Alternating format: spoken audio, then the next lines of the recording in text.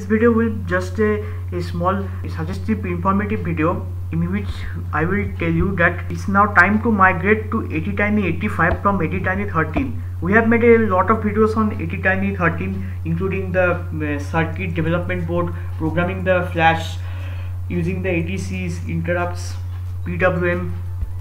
You can find all these videos down in the description box, links all given. But now it's time to migrate to 80Tiny85. Why I am telling this is that looking at the pin configurations, you can actually see this is pin to pin compatible with 80Tiny13. If you now move back to the 80Tiny13 PDF version, here you can see the ACK MISO MOSI reset.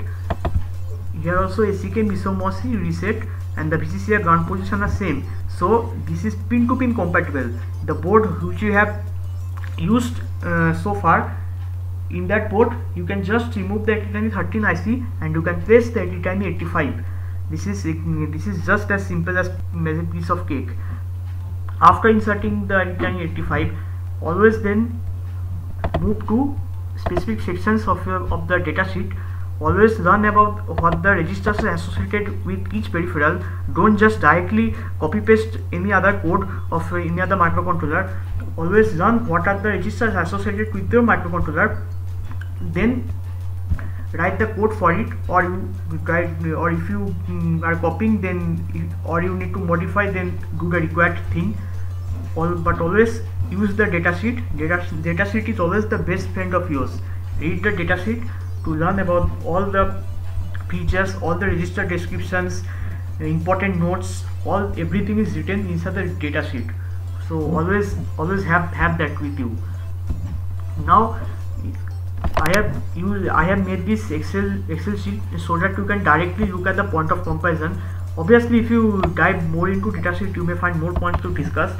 But the main point of discussion is the flash memory, which is 8 KB in case of 80Tiny85. This is a huge improvement as compared to 80Tiny13. You can actually implement a huge lot of codings, including dealing with float values, reading ATC values, and using float calculations. You can directly do that here, since you have a huge opportunities with the 8 KB flash. Also, SM and EEPROM are more here.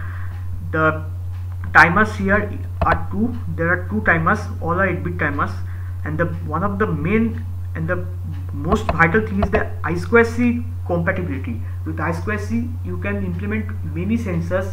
There are many sensors and actuators. You have the MAX 30100 pulse oximeter sensor.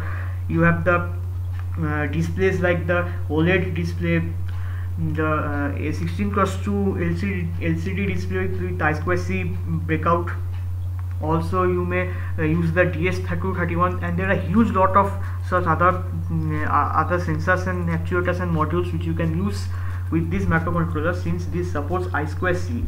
So this microcontroller is a huge improvement as compared to 80Tiny13, and the best thing is that when you are using the deep version, the pins are exactly the same. You just need to snap out to 80Tiny13 from the previous board and place the 80Tiny85 into this one. This is as simple as a piece of cake. But as I said before, always look at the datasheet. Now in 80Tiny85 there are some special features. The date time generator. Actually, here in the PWM channels there are complementary output pairs such as OC1A, OC1A bar, OC1B, OC1B bar. If you can move at the pin configurations, you can see here OC1A bar, OC1A, OC1B bar, OC1B. So complementary channels. These things are actually can be important if you are trying to build an inverter circuit. So this microcontroller can be used in such kind of circuits where you can make a date time generator. Always read the datasheet, what it describes, what registers it uses, and here is the USI, Universal Serial Interface. You can learn about all the I2C and the SPI communication modes here. This is a big topic. You need to read with patience. So I think now you can migrate to 80Tiny85 from 80Tiny13.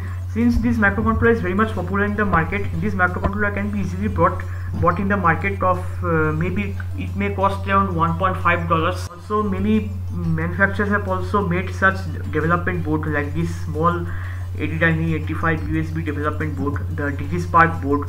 There are many manufacturers who have made such custom made boards.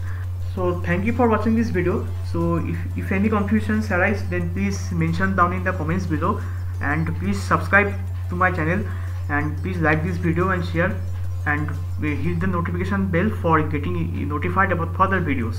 Thank you. See you next time.